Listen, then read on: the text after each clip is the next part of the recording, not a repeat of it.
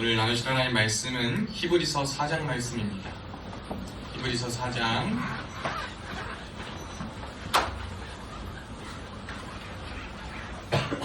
14절로 16절 말씀.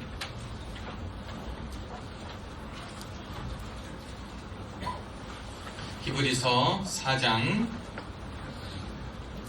14절로 16절 말씀입니다.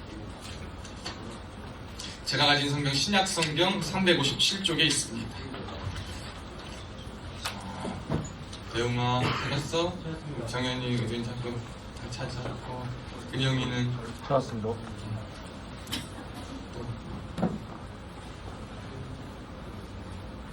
다 찾으셨습니까? 명진아 찾았어? 잡고 있어? 히브리서 명재가 좀 도와줘. 357쪽 같이 못 찾고 있어? 찾았어?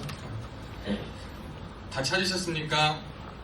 네, 못 찾으신 분 없고 다 찾으신 줄로 알고 우리 한 목소리로 히브리서 4장 14절로 16절 합독합니다. 시작!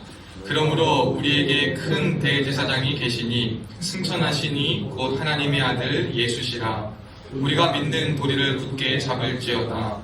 우리에게 있는 대제사장은 우리의 연약함을 동정하지 못하시리가 아니오 모든 일에 우리와 똑같이 시험을 받으시니로되 죄는 없으시니라. 그러므로 우리는 긍휼하심을 받고 때를 따라 돕는 은혜를 얻기 위하여 은혜의 보좌 앞에 담대히 나아갈 것이니라. 아멘. 오늘도 예배의 자리에 나오신 여러분들을 주님의 이름으로 사랑하고 축복합니다.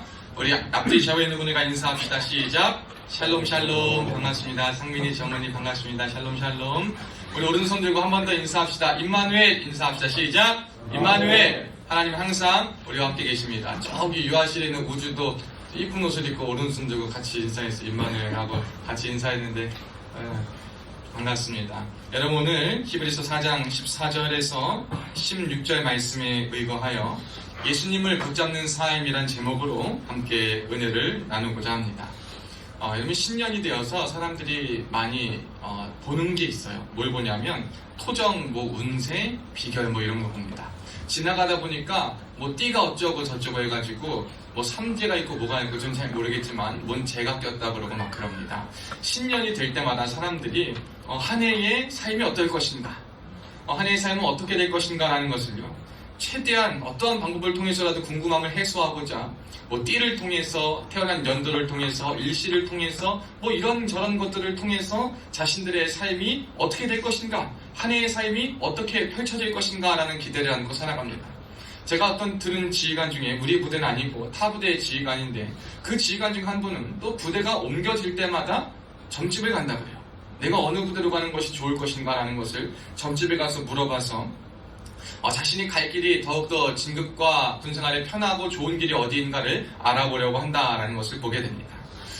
여러분이 사람들의 마음은 과연 왜 그러한 것에 관심을 가질까라는 것을 했을 때 알 수 없고 볼 수 없고 만질 수 없고 생각할 수 없는 그 앞길에 대해서 그나마 어떠한 희망, 그나마 조심할 것, 그나마 내가 알고 있으면 어떠할까?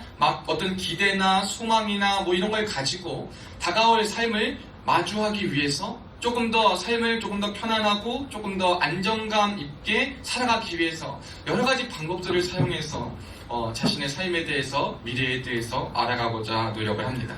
근데 세상이 이렇게 우리에게 여러 가지 것들을 알려주고 깨우쳐주고 우리가 여러 가지 방법을 찾지만 참으로 거기에서 평안과 위로가 그리고 소망이 오는 것이 아님을 또 절실히 깨달을 때가 있어요.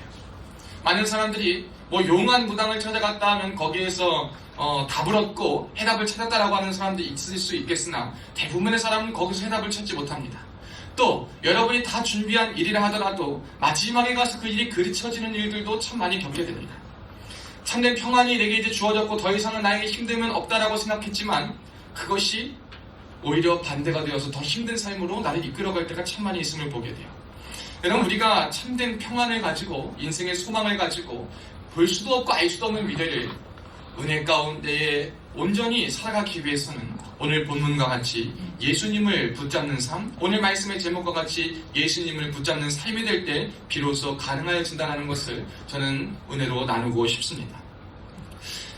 여러분 삶을 잘 보면 뿌린 대로 거둔다라는 말이 참 우리에게 와닿을 때가 참 많아요. 성경에서도 보면 뿌린 대로 거둔다 그래요. 그래서 선을 행하되 낙심하지 말라고 말씀합니다. 기회 있는 대로 착한 일들도 행하라 라고 말씀합니다. 너희의 모든 행실이, 너희의 착한 행실이 하나님 아버지 앞에 응답되고 보여질 수 있도록 착한 마음으로, 행동으로 선한 주님이 주신 그 거듭난 양심과 마음을 가지고 살아가라 성경은 말하고 있습니다. 여러분 잘 생각해보면 우리가 어디에 뿌리를 내리고 있느냐가 우리의 나타나는 모습의 열매와 보여지는 것들을 좌우해주는 거예요. 이 뿌리가요, 아무리 좋은 것도요, 얘 꽃이요, 물을 안 주면요, 꽃이 금방 시들어버립니다. 그러나 물을 주면요, 2주도 거뜬히 갑니다. 사람이 어디에 뿌리를 내리고 어떻게 살아가느냐가 참 중요한데, 여러분이 그것을 잘 알기 위해서는 여러분의 삶에서 내어지는, 여러분의 삶의 형방과 여러분의 삶에서 주어지는 모든 것들의 결과물이 무엇인가를 보면 돼요.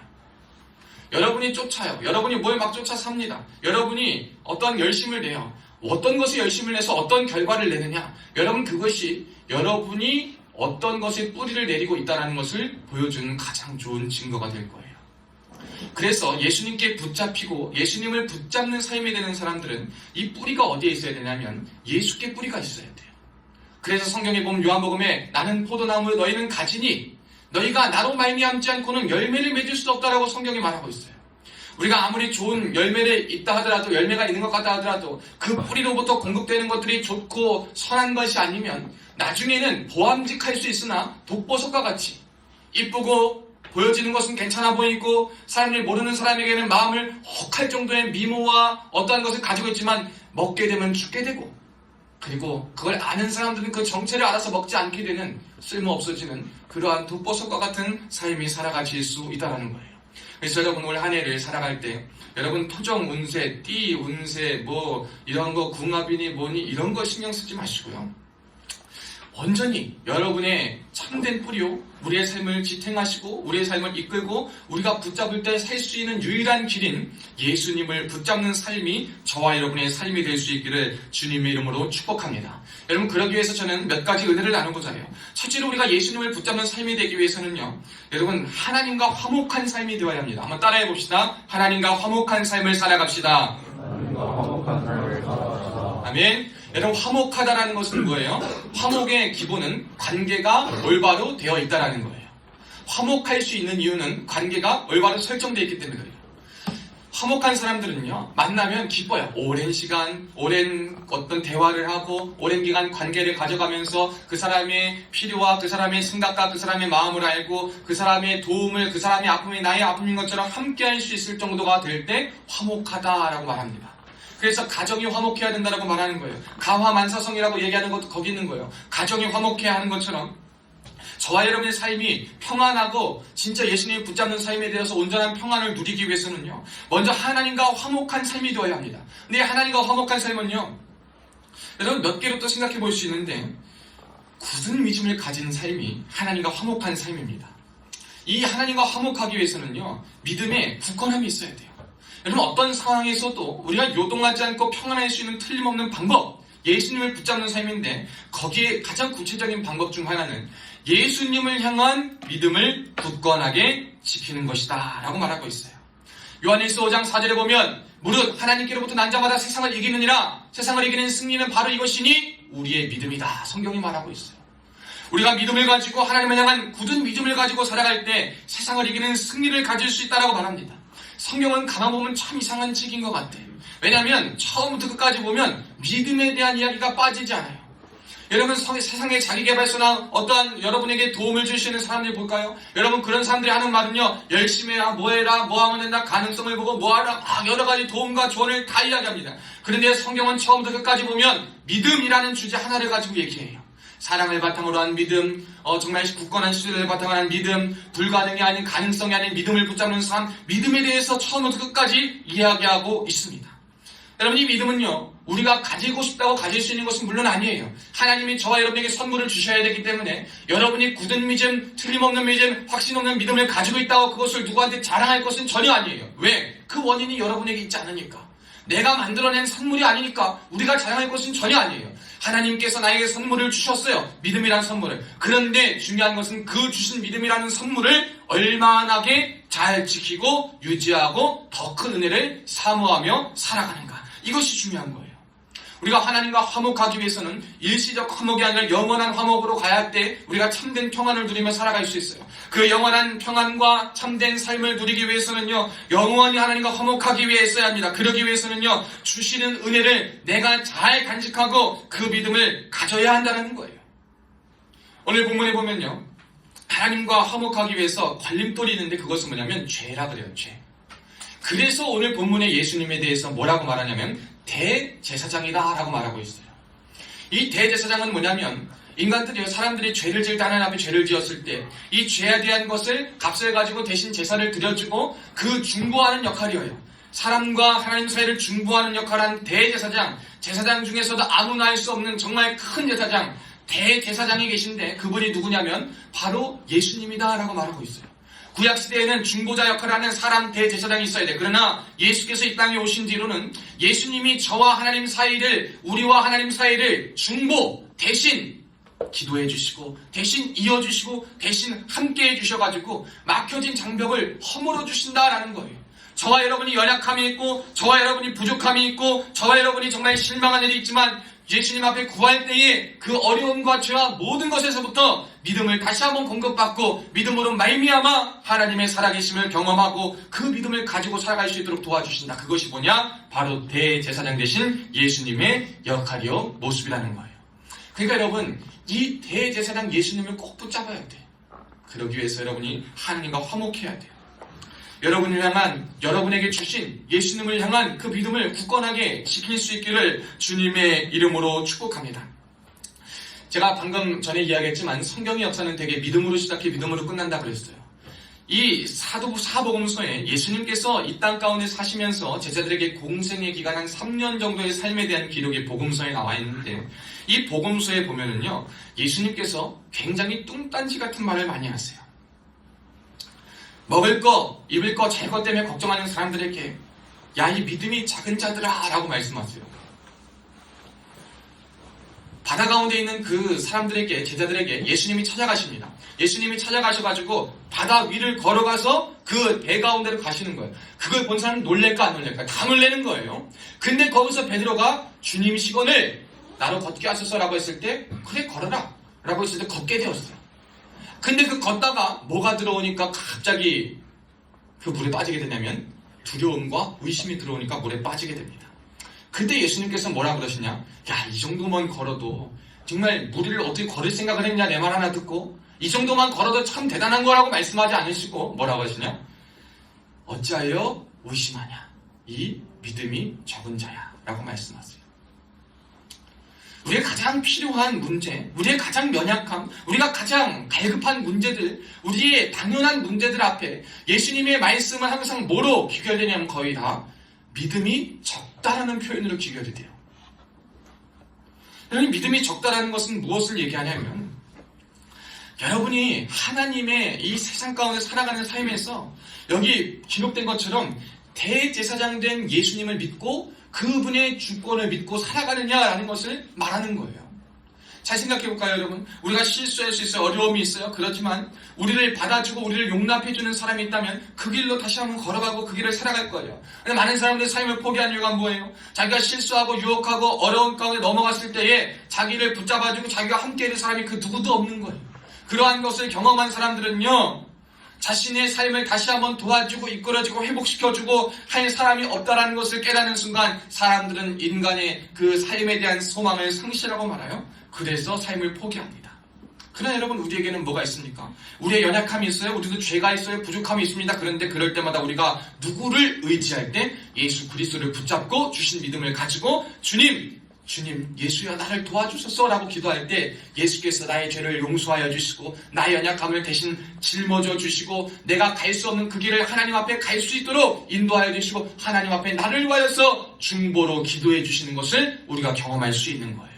그럴 때 우리가 연약함에서부터 자유로울 수 있고 우리가 해결할 수 없는 죄와 죄책의 문제로부터 자유로워질 수 있다는 것을 성경은 우리에게 말하고 오늘 본문에 그 대제사장 된 우리가 믿는 도리인 예수를 굳게 잡으라 성경이 말하고 있는 거예요.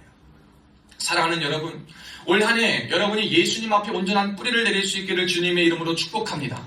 예수님을 붙잡는다는 것은 여러분에게 주신 믿음을 가지고 그 믿음의 뿌리를 여러분의 삶에 굳건히 내리는 거예요. 여기를 가도 저기를 가도 주님께서라면, 주님이시라면, 하나님의 뜻은 무엇인가를 고민하고 결심하여서 그 고민하고 결심하고 생각한 대로 여러분의 삶에 그것을 펼쳐 놓는 것, 그것이야 하나님 앞에서 화목하고 하나님을 붙잡는 삶이 될 줄로 믿습니다. 두 번째로는 여러분, 그래서 또 한번 자세히 살펴보면 그거예요. 유혹과 시험을 이겨내는 삶이 곧 예수님을 붙잡는 삶이다라는 거예요.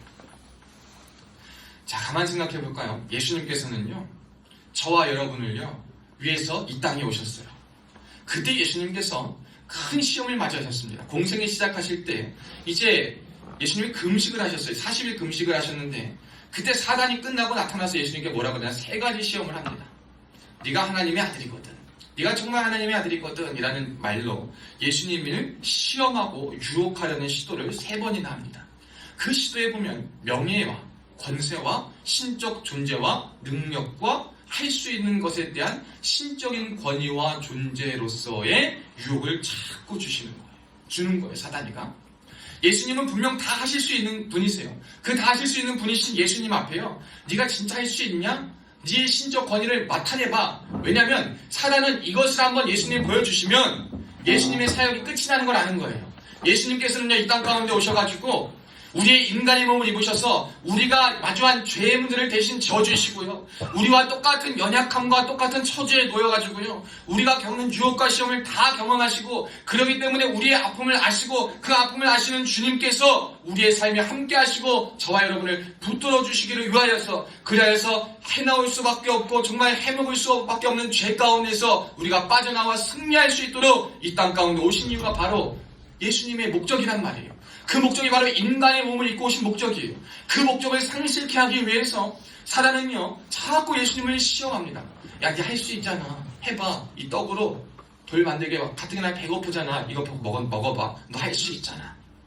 높은 데 올라가서 떨어져봐. 사람이, 천사가 너 받쳐주지 않을까? 너 하나님 아들이잖아, 네가 말하면 탁 받쳐줄 텐데 괜찮지 않을까? 막 이런저런 말들을 해가지고요, 예수님의 능력과 권위와 신적 성품에 대한 도전을 해서 예수님이 인간의 몸을 입고 오셔서 이 땅 가운데 인류를 위한 대속의 사역을 감당하지 못하도록 막는 역할을 사단이 했습니다. 그런데 그 똑같은 유혹과 시험 앞에, 여러분 이것만 살펴보면 우리가 예수님 참 대단하신 분이라고 생각할 수 있지만, 성경에 기록되지 않았지만 예수님 목수의 집안에서 태어났어요. 목수의 아들로. 그렇다면 예수님께서도 이 공생의 기간 전에는 목수의 일을 감당하셨을 거예요. 목수의 일을 감당하셨다라고 하면 그때도 귀한 직업이 아닙니다. 천한 직업 같은 거였어요. 누가 부르면 가가지고 거기 일해줘야 되죠. 누가 하면 거기 가서 뭐 해줘야 되죠. 여러분 이런 일을 감당했다고 생각해보세요. 나이도 어린 나이에 그거 했다고 생각해보세요. 어른들이 좋은 대접만 해줬을까요? 좋은 시선만 받았을까요? 좋은 것만 누렸을까요? 절대 아닐 거예요. 인간의 몸을 입고서도 그 목수라는 직업을 가지고 예수께서는요, 모두가 겪는 정말 치욕스러운 삶의 현장, 먹을 것 때문에 두려워하는 것, 잠 때문에 피곤해하시고 눈물겨워하시고 배신의 아픔과 여러 가지 상황 속에서 모든 인간이 겪을 수 있는 고통과 아픔을 다 겪으셨어요.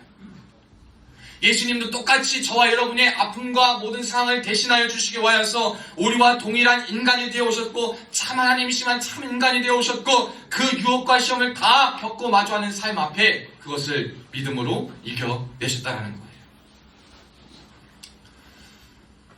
그래서 우리가 기억해야 될 건 바로 이거예요.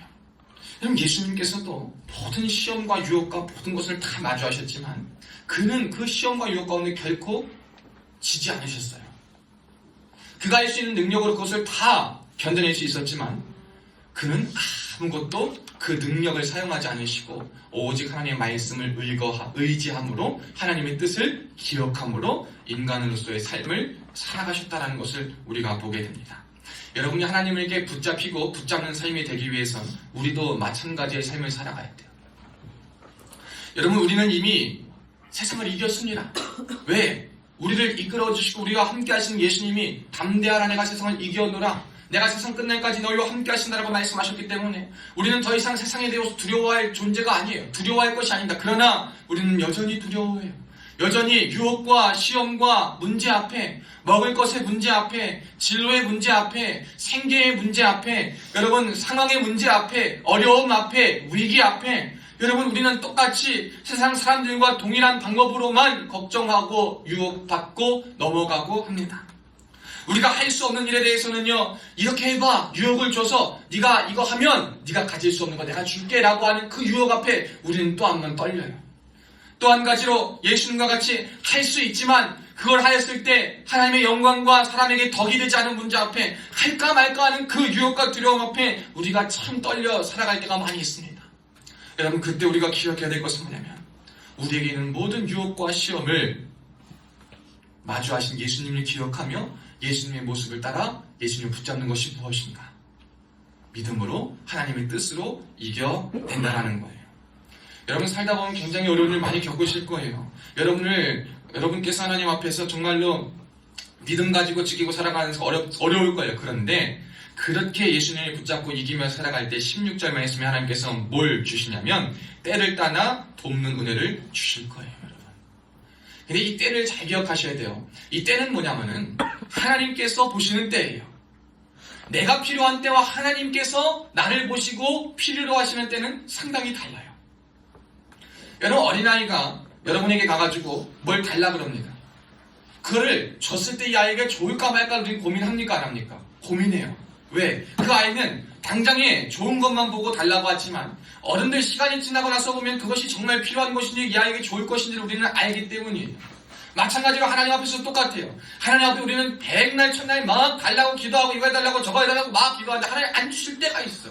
그건 뭐냐면 하나님이 보시기에 아직은 우리에게 그것이 필요한 때가 아니라는 것을 말씀해 주시는 거예요. 그러면 여러분, 그때 우리에게 기도할 것은 뭐냐면 주님의 때를 알 수 있고 그 때의 은혜를 받을 수 있도록 기도할 뿐이에요. 우리의 삶에 예수님을 붙잡는 것은 뭐냐면 유혹과 시험 앞에 주님 물러가게 해주세요가 아니라 하나님이 도우신다. 오늘 이 유혹 앞에 시험 앞에 내가 믿음을 가지고 굳은 믿음을 가지고 결단하여 주님 앞에 나아가기를 힘쓰며 애쓰며 나아갈 때, 담대함 가지고 나아갈 때 주님께서 우리를 도와주신다. 그게 뭐냐? 그 상황 속에 버티게 하시고 살아내게 하시고 살아가게 하시고 이겨내게 하신다는 거예요. 여러분, 신앙생활과 예수님을 붙잡는 삶은 여러분에게 마주한 어려움과 고난을 회피하는 삶이 아닙니다. 여러분, 예수의 이름 빙자해가지고 기도해가지고 어려움 물리치고 자기가 실수한 거 다 예수님 책임져만 달라고 그냥 실수 있을 때 예수 이름 부르면 예수께서 뒤처리해 주신 것처럼 해주시는 삶이 아니에요. 우리가 그런 류의 삶으로 살아가면 안 돼요. 예수님을 진정 붙잡는 삶은 뭐냐면 똑같은 유혹과 시험 앞에 내가 유혹 시험 다 넘어가고 거기서 아무 생각 분별하지 않고 그냥 다 먹어놓고서 끝나고 주님 소화제 먹듯이 주님 해결해 주세요 라고 말하는 것이 아니라 예수께서 우리와 같은 처지와 우리와 같은 상황이 되셔서 똑같은 유혹과 시험 앞에 주님의 말씀을 의지하며 담대함으로 많은 사람들이 그 길을 걸어갈 때에 조롱하고 비난하는 그 상황 속에서도 하나님의 말씀을 힘입어 오늘 말씀과 같이 은혜의 보좌 앞에 담대히 나아감으로 승리하였던 것처럼 우리도 담대하게 유혹과 시험을 이겨내고 믿음으로 이겨내고 주님의 길을 선택하는 것, 여러분, 그것이야말로 예수님을 붙잡는 삶의 표본이 될 줄로 믿습니다. 저와 여러분이요, 믿음으로 강해질 수 있기를 축복합니다. 자아로 강한 삶, 소리로 강한 삶, 평판으로 강한 삶, 능력으로 강한 삶, 스스로로 강한 삶이 아니라 하나님을 믿는 믿음과 그 믿음 앞에 바로 선 자로서의 은혜로서의 강한 자로 살아갈 수 있는 한 해가 바로 우리의 한 해요 예수님을 붙잡는 저와 여러분의 삶이 될 수 있기를 축복합니다. 마지막으로 기억할 것은 뭐냐면 이 예수님을 붙잡는 삶이 되기 위해서는요, 여러분, 예수님과 함께 살아가는 삶이 필요합니다. 아까도 이야기한 것처럼요, 예수님께서는 자신에게는 없으시지만 우리를 위한 죄를 대신 지셨어요. 우리를 위해서 죄를 지셨고 그 유혹과 시험 앞에 마주하시는 분이에요. 그 죄의 위로를 가지신, 죄의 유혹 앞에, 죄는 없으시지만 모든 시험과 유혹 앞에 서신 그분이 우리를 위하여 함께 하신다라는 말은 뭐냐면, 여러분 잘 생각해보세요. 어려움이 있을 때 누구를 찾아가요?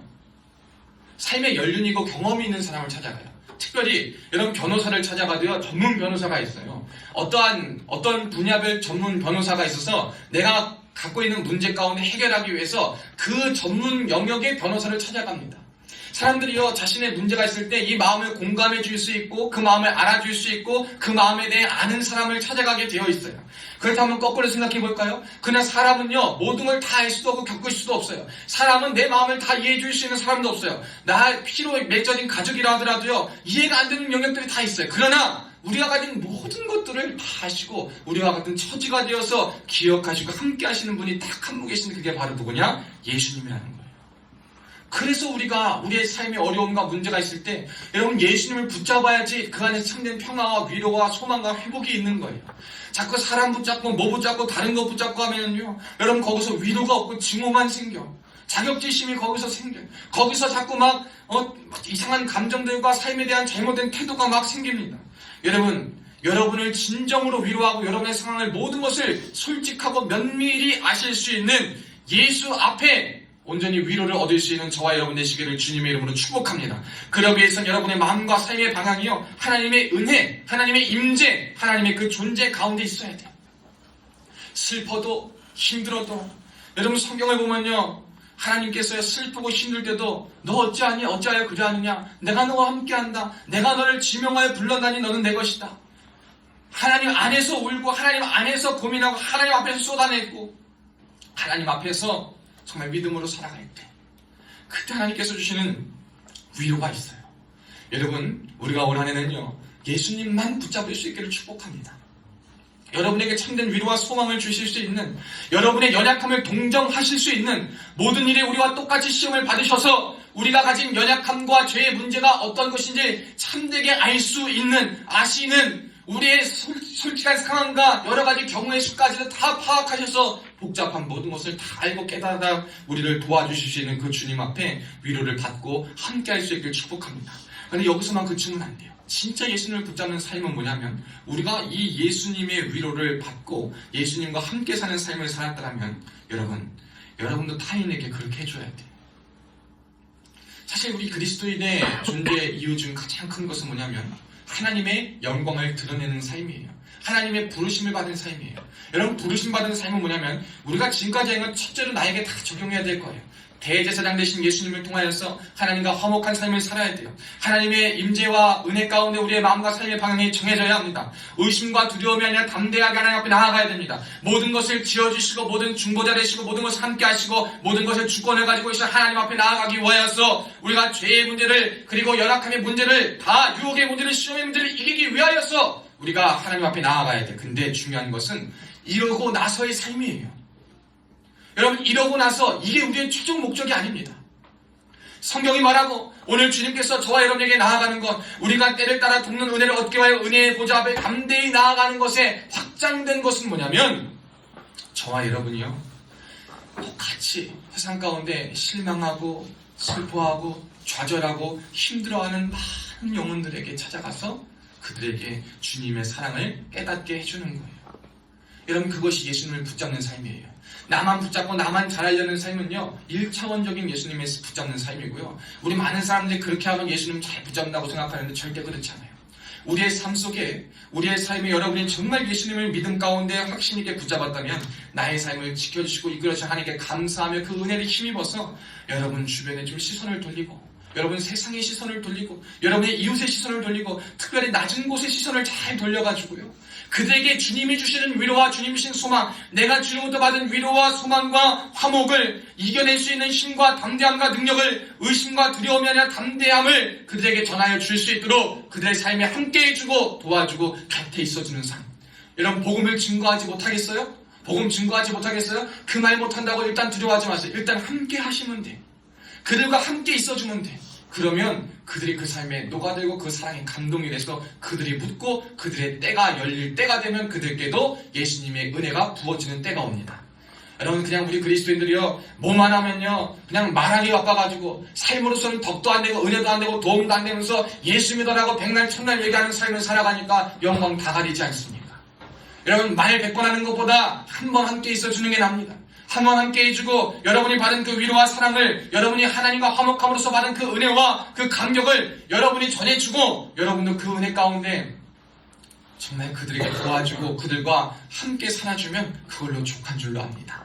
여러분 올 한 해 정말 예수님을 붙잡는 이러한 삶이 여러분의 삶이 될 수 있기를 주님의 이름으로 축복합니다. 어떤 때에도 예수님을 향한 믿음을 굳건하게 지키실 수 있길 바랍니다. 유혹과 시험에 마주하신 주님을 기억하며 우리도 유혹과 시험 앞에 우리가 어떻게 해야 될지를 한번 생각해 봅시다.